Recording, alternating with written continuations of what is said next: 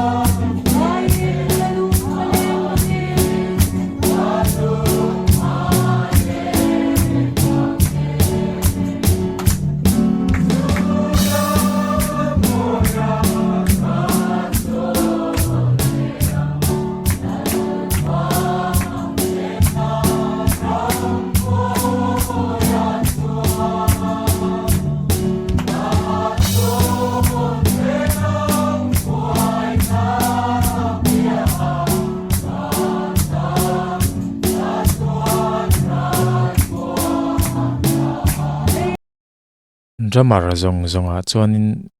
drummer zai tui ber pol chuni karinga tin hei classic drum aron manga lalmuana hen thiam ve zek mai tin kan ti top lok lo na chana chu a drums feel kha thil tanga mang do nem ka tia timeng feelings pattern tanga mang do nge don lo ka ti ma se a drum roll ki a roll ang zogin sai me thiang a drums roll ki pattern ngai char snare han khon non le keu ang kha ani chawdo char maya eng poni se a mu nom top ma hi enge azai tui a music a hena cheng lutuk khi a mu nom ka ti